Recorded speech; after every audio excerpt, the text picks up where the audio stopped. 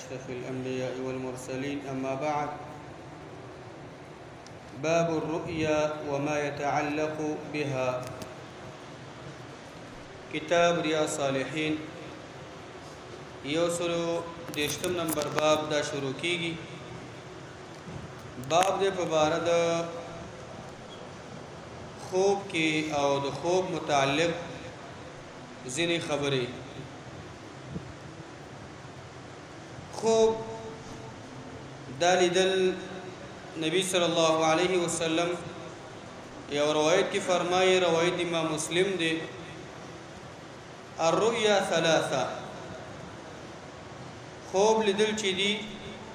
دا په درې قسمونه دي یو هغه خوب دی چې هغه نیک خوبي ښایسته خوبي چې مؤمن مسلمان ته انسان ته خوشحالي ورکوي بشرا من الله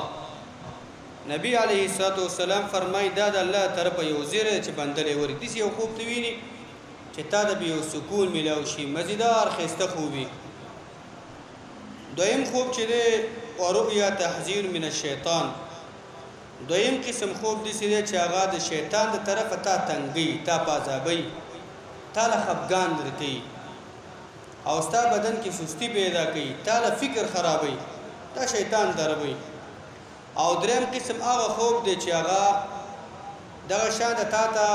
خپل نفس یعنی ځینې خبرې کوي ستا د نفس د یو څه سره سوچي فکري په ویښه باندې ته ستا خوب کې ویني یو سړی یعنی څه سره په ویښه باندې فکري نو هغه ستا خوب کې ویني یو دا دریم قسم دا خوب دی نو د الله پیغمبر فرمایي فإن أحدكم ما يكره فليقم فليصلي ولا يحدث بها الناس کچرته په تاسو کې یو کس داسې خوب ویني چې هغه یعنی بد خوب وي خطرناک وي ستا بدن ته یعنی نارامي رسیږي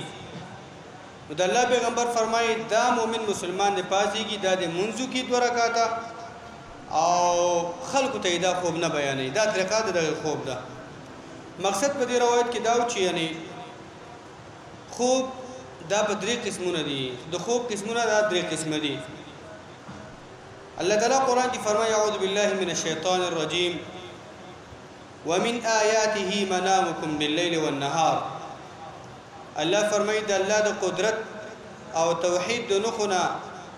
یو داله چې ستاسو خوب کول د شپې او د ورځې الله تعالی فرمایي یعنی د الله د قدرت او د توحید د نخونه ستاسو خوب د چې د شپې تاسو ود کېږي سوچ وکړه کله چې ته ود شي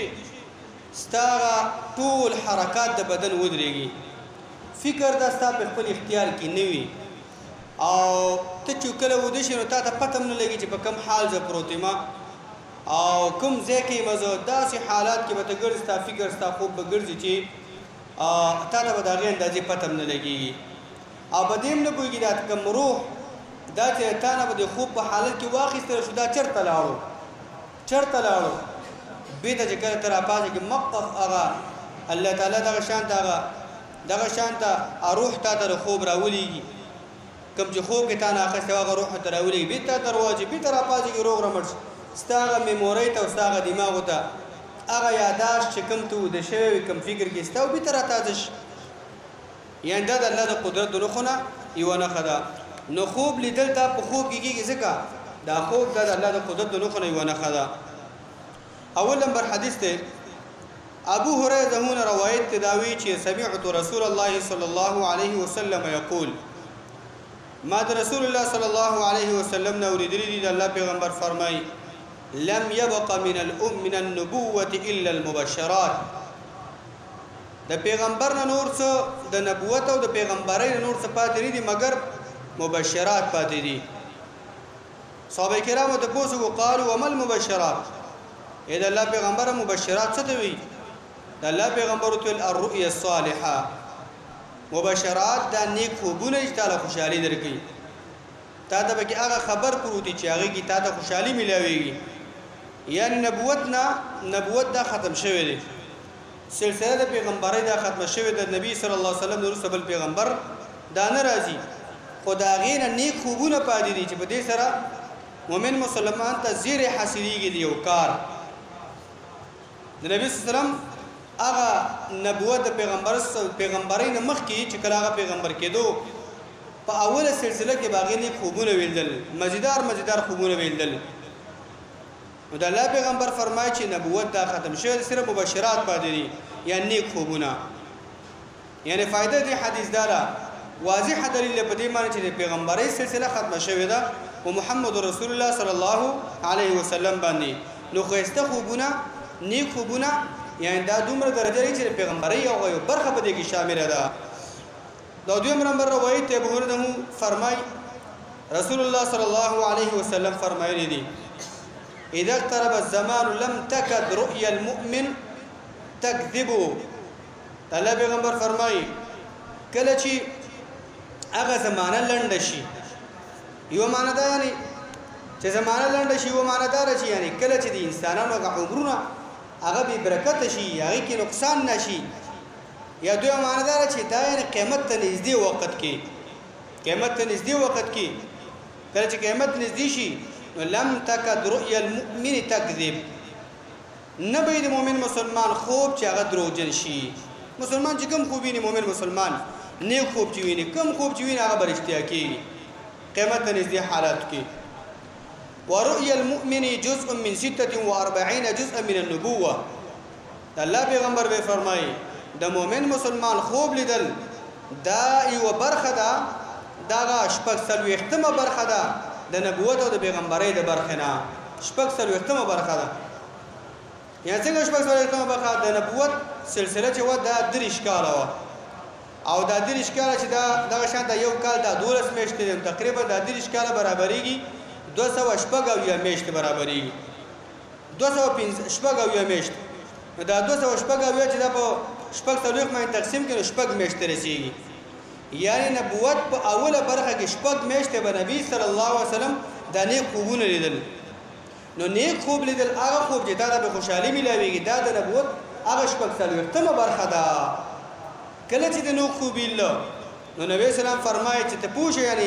یعنی تا ته الله تعالی وزیره درکو وحی دا صرف پیغمبرانو ته کېږي نیک خوب باندې مؤمن مسلمان ته تسلی ملاويږي او هغه د خوشحالي دغه شاندار به ملاويږي بل حدیث کې راځي روایت کې اصدقكم رؤيا اصدقكم حديثا الله پیغمبر فرمایي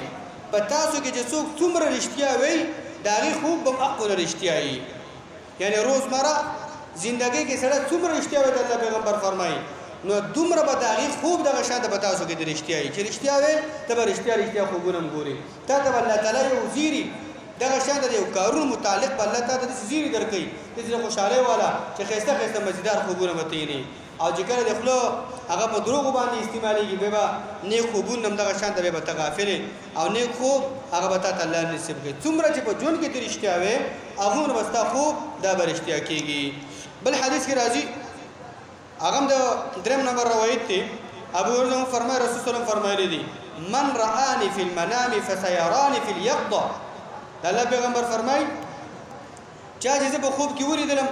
نو زر دا سره ما پر اشتیا باندې یعنی په ویخه باندې ویني یا فرمای او کانما رآني في اليقظه نبی سلام فرمای یعنی چا چې په خوب کې ویلم گویا کې دې سړی یعنی یقینا ز په ویخه باندې ولیدلم نبی سلام فرمای لکه دې سړی چې گویا کې پر اشتری باندې په ویخه لیدلم لا يتمثل الشيطان بي ځکه شیطان زما غوندې زما په شکل باندې شکل نشي جوړولې شیطان زما غوندې تصویر دانش جوړول زما غوندې ځان جوړ کی او تعالی دې په خوب کې درش نه